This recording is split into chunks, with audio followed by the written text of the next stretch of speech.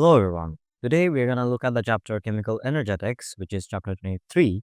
And in the first part, we're going to look at lattice energy, atomization, electron affinity, Born-Haber cycles.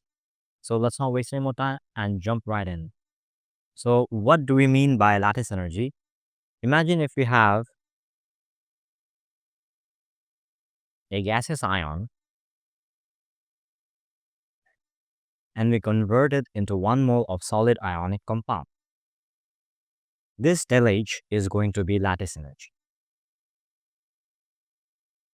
So basically, when we go from gaseous ion to 1 mole of solid ionic compound, it is lattice energy. Okay. So in reality, we cannot do this in a single step because it is not physically feasible. So what we do instead is carry out an energy cycle, which you have heard as a cycle, but we are going to have to use a Born-Haber cycle. But we're going to get there later. First, let's look at an example of lattice energy. So as you can see, we are going from a calcium ion and an oxygen ion, which is in gaseous states, to calcium oxide, which is in solid state. Now, this is going to be lattice energy. However, we cannot start with a calcium ion and an oxygen ion. Rather, we're going to have to get them in their standard states. Something like this. So we can balance them. And now you can see we have calcium, which is in solid, but we need it into gas. So what we can do is carry out atomization. Now, atomization is simple. It is just going from its standard state to a gaseous state. So we're going to look at this later. Now, in AS, we have seen losing electrons is referred to as ionization energy. So that is exactly what we are doing over here.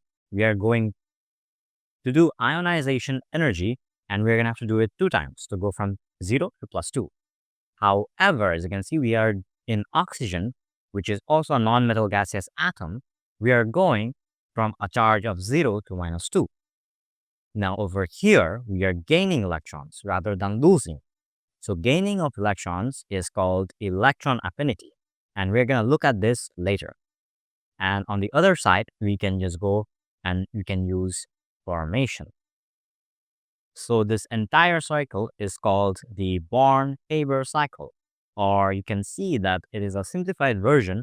We're going to get to the main part later, but just realize that in lattice energy, we cannot directly go from a gaseous ion to a 1 mole of solid ionic compound. Rather, we have to calculate the del H value indirectly using an energy cycle. Okay, now let's look at the formal definitions for electron affinity, lattice energy, and atomization. Okay, so lattice energy is basically the enthalpy change when 1 mole of a solid ionic compound is formed from its gaseous ions under standard conditions.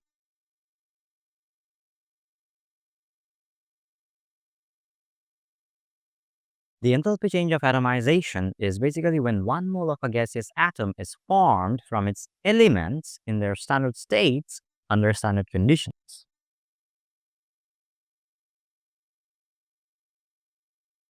Okay, so electron affinity. This definition is for the first electron affinity. The enthalpy change when 1 mole of electron is added to 1 mole of gaseous non-metal atom to form 1 mole of gaseous ion with a single negative charge under standard conditions. Okay, now I'm going to go over some of the quirks which this chapter has to offer. Firstly, lattice energy is always exothermic. This is because we have gaseous ions which we are converting into solid ionic compounds. So we are going from a state of gas to solid. So basically we are combining the atoms. So we know that making bond or forming bond is always exothermic because it is going to release energy. And another thing which you need to know is that the more exothermic the value is, the stronger the ionic bond is. Now let's look at atomization. Okay, so atomization is always endothermic. This is because we are going from the standard states to gaseous states. So we are breaking the bond. and we know that breaking bonds will require energy, so it is endothermic. Also, we might have the element in its standard state, and this state can be either solid, liquid, or gas. So if we have gas, then we do not need an additional energy change. However, for example, if we have in solid, we can have iodine, which will be solid state in normal room temperature. So we're going to need an additional energy change, which is going to be sublimation for solids. And if we, for example, have a liquid, for example, bromine, we're going to have to undergo evaporation as well as bond energy change for both of them. So something like this. We're going to look into it deeper when we are actually doing the math. For now, let's just understand the theory. Okay, so the quirk from electron affinity is going to be that the first electron affinity is generally negative or exothermic, whereas the second and third and furthermore is going to be endothermic or positive. So something like this. This is because when we have an electron, it is going to be attracted to our nucleus because it is positively charged. However, after we have attracted the electron and we want to gain another additional electron, those electrons are going to repel with each other because they both have the same charge. Okay, now we're going to undergo the Born-Haber cycle for potassium sulfate. We have enough knowledge to do this right now. So first, as we said before, we're going to start with the elements in their standard states. But before we start anything, I want to tell you that the upward arrows is going to mean endothermic and the downward arrows is going to mean exothermic. You're going to see this more evidently after I start it. As we saw, we're going to have the elements in their standard states. So as you can see, I have potassium and sulfur over here. So now what we're going to do is, first, we saw that we are going to go for formation. So we just go from these elements to potassium sulfate, and formation, we know from AS, it is going to be exothermic. So that's why you can see that the arrow is pointing downwards, and that is what I meant by downwards arrow for exothermic and upwards arrow for endothermic. Okay, now what we can do is go from the element potassium, which is in its solid state, and we can carry out atomization, and we can go to its gaseous atom form. And now we can do the same thing for sulfur, and we can go to its gaseous atom form. Now what we want to do is go from a charge of 0 to +1 because it is potassium.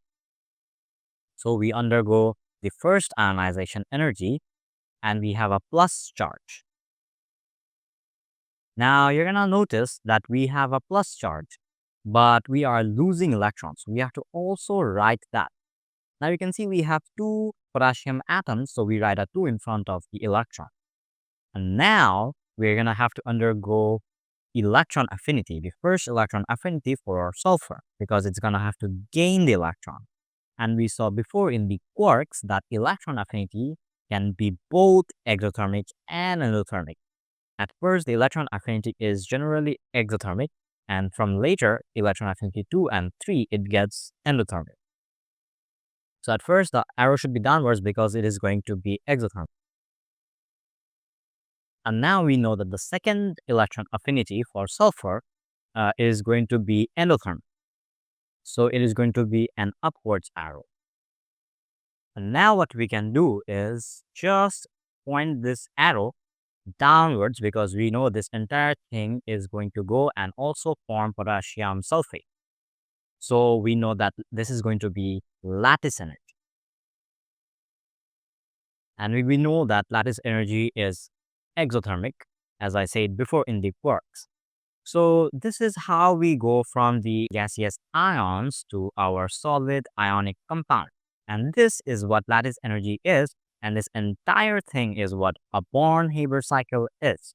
So we start with the elements in their standard states. We go and carry out atomization for both of the elements.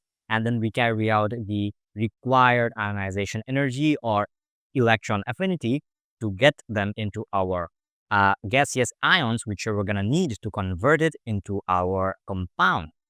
And we also do it over here with the formation as well. So this is the Born-Haber cycle, but how do we carry out calculations from it? So as you can see, this simplified version, the gaseous ion converts into ionic compound, which is lattice energy, and we have the elements in their standard states, which can also convert into the ionic compound, which is going to be formation, and we can also convert the elements into gaseous ions. The enthalpy change for this, we can consider as other values. So now using Hess's law, we can make an equation. Okay, so this equation, del H lattice energy equals to formation minus other value is the calculate anything that is given in the question. And basically that is what sums up our lattice energy for this part. Next, we're gonna see group 16 and 17 and all of the factors which affect lattice energy, but that will be in another part.